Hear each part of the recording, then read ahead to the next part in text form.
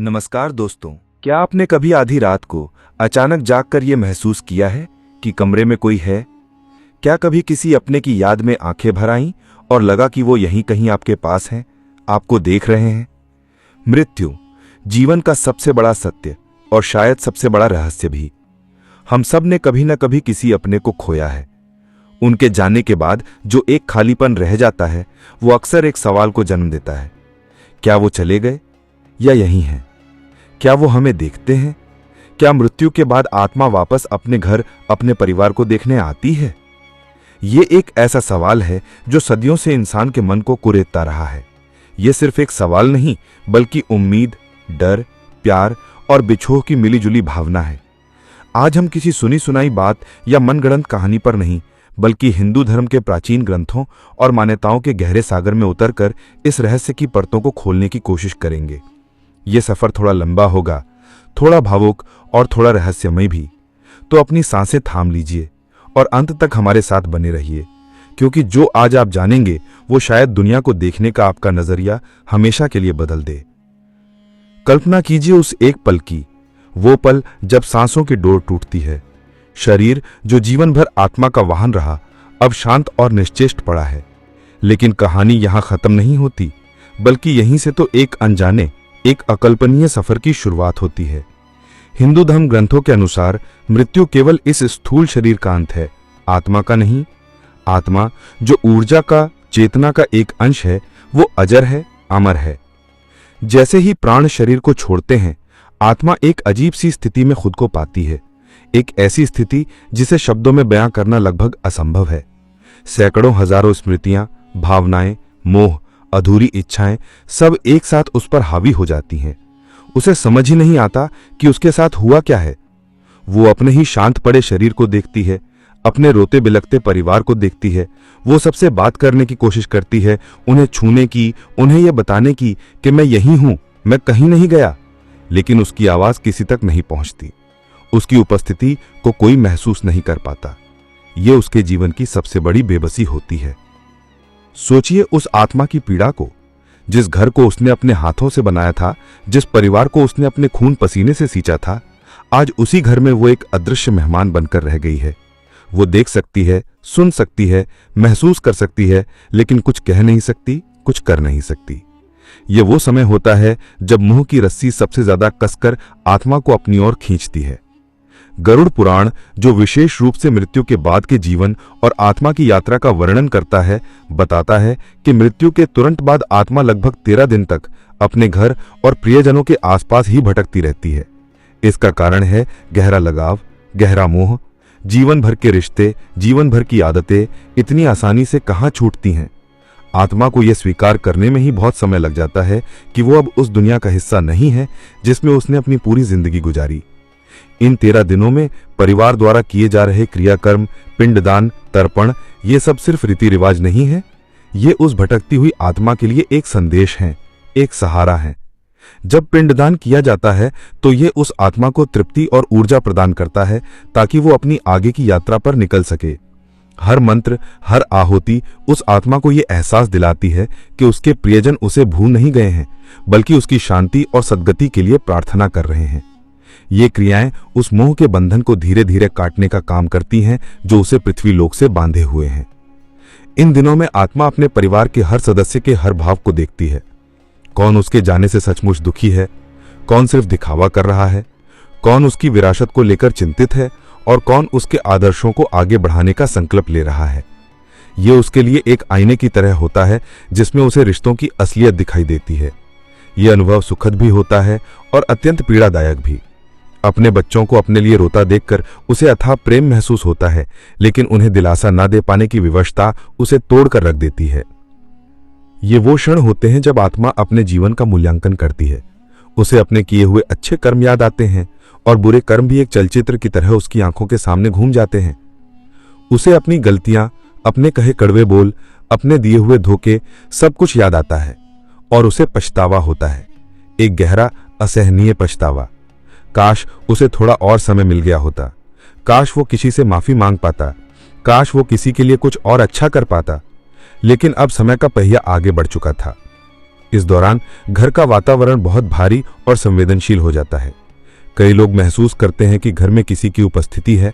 कभी किसी चीज का बेवजह गिर जाना, कभी किसी की परछाई का दिखना, कभी दरवाजे पर हल्की सी दस्तक, या बस एक एहसास कि कोई आपको लगातार देख रहा है। यह सब उस आत्मा की छटपटाहट का ही प्रतीक हो सकता है जो अपनी उपस्थिति दर्ज कराने की डेस्परेट कोशिश कर रही है। वो अपने सोने की जगह पर जाती है, अपनी पसंदीदा कुर्सी को देखती है, उन गलियों में घूमती है जहां उसने अपना बचपन बिताया था। हर चीज उसे अपनी ओर खींचती है, हर याद उसे जकड़ लेती है। लेकिन यह सिलसिला हमेशा नहीं चल सकता। प्रकृति का नियम अटल है। जैसे ही 13 दिन की अवधि पूरी होती है और अंतिम क्रियाकर्म संपन्न होते हैं, एक महान और भयानक यात्रा का आरंभ होता है। यम के दूत, जिन्हें यमदूत कहा जाता है, उस आत्मा को लेने के लिए आते हैं। उनका स्वरूप आत्मा के कर्मों के अनुसार ही दिखाई देता है। पुण्य आत्माओं के लिए वो सौम्य रूप में आते हैं, जबकि पापी आत्माओं के लिए उनका रूप अत्यंत भयावक और डरावना होता है। अब आत्मा को यह आभास हो जाता है कि उसे अपने प्रिय घर और परिवार को छोड़कर जाना ही होगा। ये विदाई का असली समय होता है। वो एक आखिरी बार अपने रोते हुए परिवार को देखती है, अपने घर की दहलीज को देखती है और भारी मन से, ना चाहते हुए भी, यमदूतों के साथ एक ऐसे रास्ते पर चल पड़ती है जो अनजान है, रहस्यमयी है और जहां से वापसी का कोई मार्ग नहीं है। ये यात्रा आसान नहीं होती। इसे वैतरणी नदी का सफर कहा जाता है। गरुड़ पुराण में इसका बहुत ही विस्तृत और भयावह वर्णन है। ये कर्मों का हिसाब चुकाने की पहली सीढ़ी है। जिन्होंने जीवन में पुण्य किए हैं, दान धर्म किया है, उनके लिए ये यात्रा सुगम हो जाती है। लेकिन जिन्होंने पाप किए हैं, दूसरों को सताया है, उनके लिए ये यात्रा कष्टों और पीड़ाओं से भरी होती है। आत्मा को अपने जीवन में किए गए हर छोटे बड़े कर्म का फल यहीं से मिलना शुरू हो जाता है। लंबी और कठिन यात्रा के बाद आत्मा यमराज की सभा में पहुंचती है, जिसे यमपुरी या धर्मपुरी कहा जाता है। यहां धर्मराज यम, न्याय के देवता, विराजमान होते हैं। उनके साथ होते हैं चित्रगुप्त, जिनके पास हर प्राणी के हर एक कर्म का लेखा जोखा होता है, जिसे अग्रसंधानी नामक बही में दर्ज किया जाता है। आपने जीवन में क्या सोचा, क्या कहा और क्या किया, इसका पूरा रिकॉर्ड उनके पास होता है। कुछ भी छिपा नहीं है। चित्रगुप्त उस आत्मा के कर्मों का पूरा बही खाता यमराज के सामने पड़ते हैं।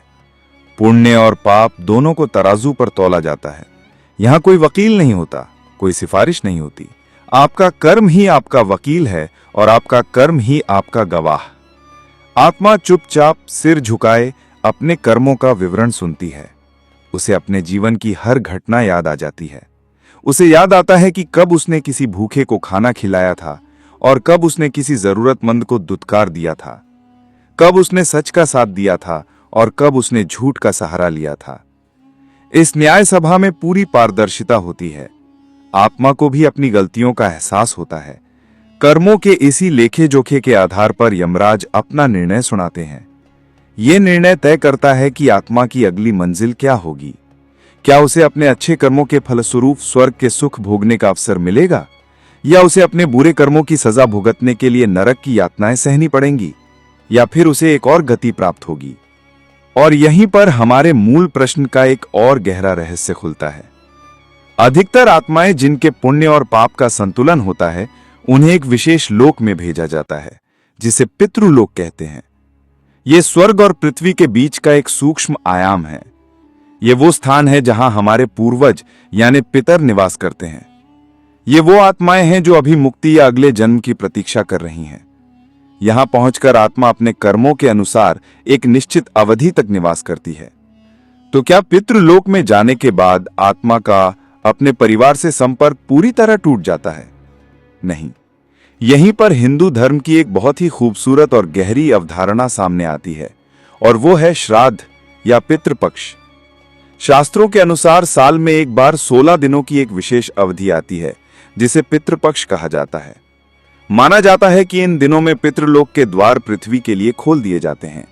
यमराज सभी पितरों को यह अनुमति देते हैं कि वे पृथ्वी पर जाकर अपने वंशजों द्वारा दिए गए तर्पण और भोजन को ग्रहण कर सकें।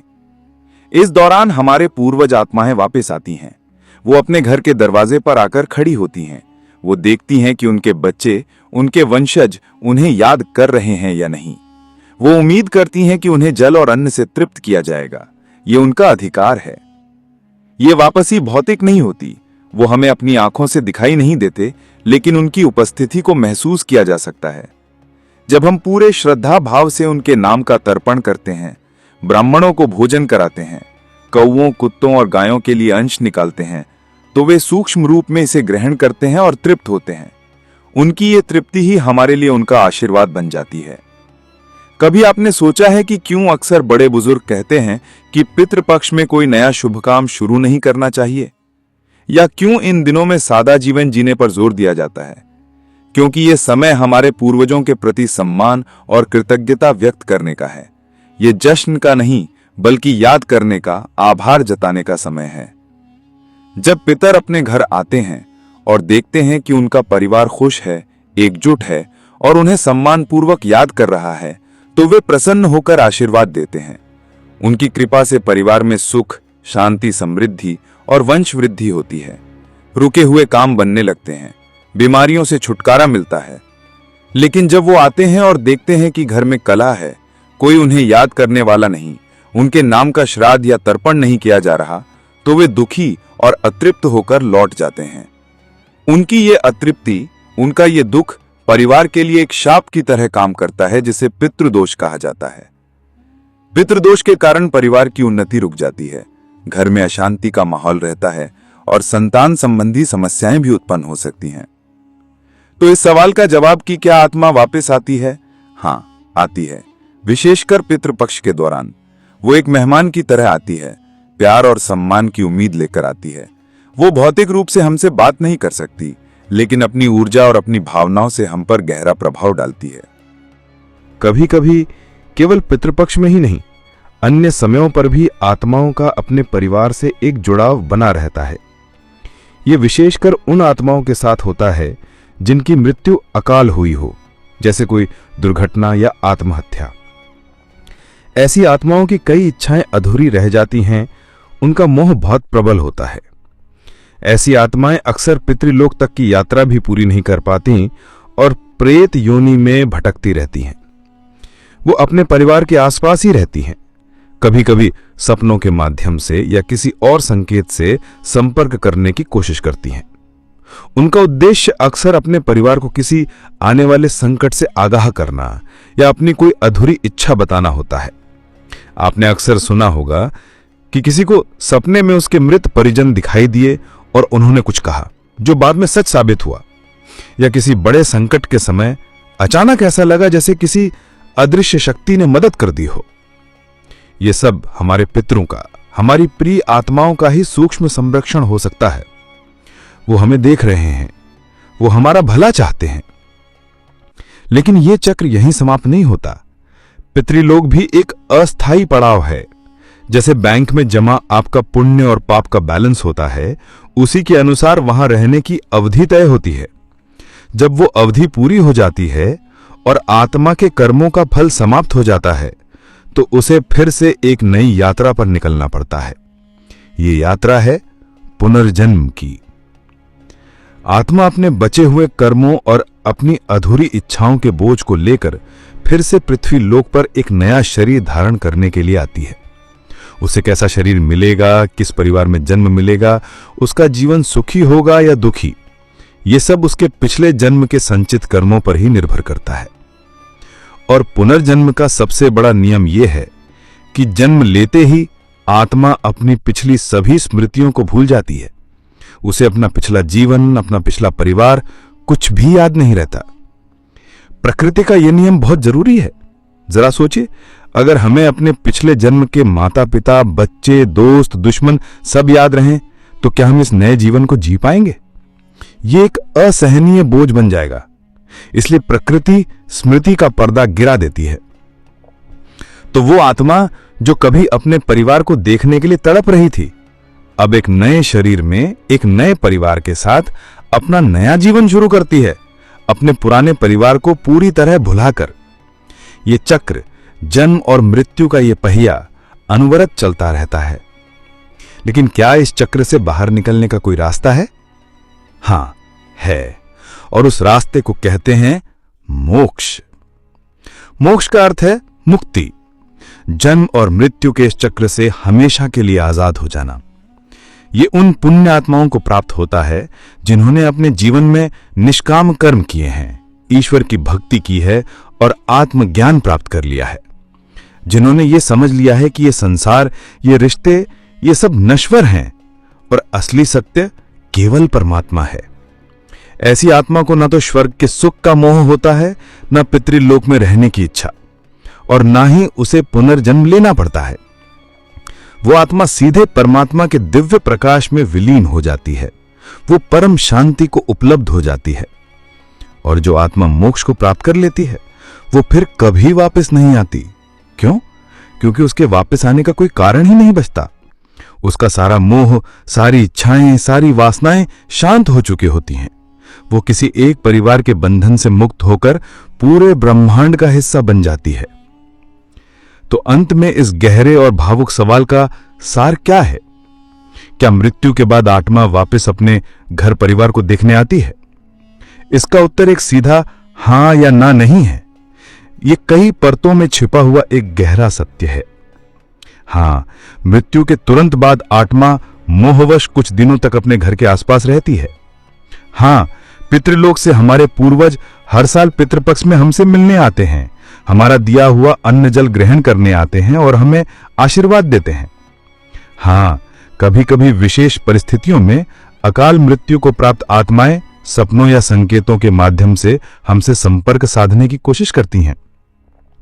लेकिन अंततः हर आत्मा की यात्रा आगे बढ़ती है। या तो वो एक नया जन्म लेकर सब कुछ भूल जाती है, या फिर वो मोक्ष को प्राप्त होकर सारे बंधनों से मुक्त हो जाती है। जो जुड़ाव हम महसूस करते हैं, जो प्यार हम अपने बिछड़े हुए प्रियजनों के लिए महसूस करते हैं, वो वास्तविक है। हमारी प्रार्थनाएं, हमारा श्राद्ध, हमारी यादें उन तक पहुंचती हैं और उनकी यात्रा में उनकी मदद करती हैं।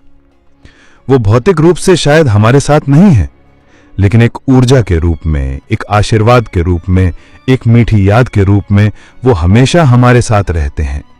मृत्यु केवल शरीर का अंत है, रिश्ते का नहीं, प्यार का नहीं। वो एक अदृश्य धागे से हमेशा हमसे जुड़े रहते हैं, जब तक कि हम भी अपनी यात्रा पूरी करके उस परम सत्य में विलीन ना हो जाएं। हमें उम्मीद है कि इस गहरे और भावुक विषय पर हमारी ये प्रस्तुति आपके मन में उठ रहे कई सवालों को शांत कर पाई होगी और आपको एक नई दृष्टि दे पाई होगी। ये ज्ञान हमारे प्राचीन ग्रंथों की देन है, जो हमें जीवन और मृत्यु के रहस्यों को समझने में मदद करते हैं। अगर आपको हमारी ये कोशिश पसंद आई हो और ये जानकारी आपके दिल को छू गई हो, तो कृपया इस वीडियो को लाइक करें और इसे अपने दोस्तों और परिवार के साथ शेयर करें, ताकि ये ज्ञान और लोगों तक भी पहुंच सके।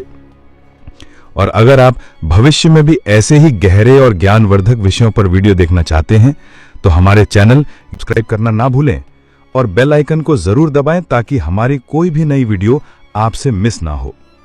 आपके समय और ध्यान के लिए बहुत बहुत धन्यवाद।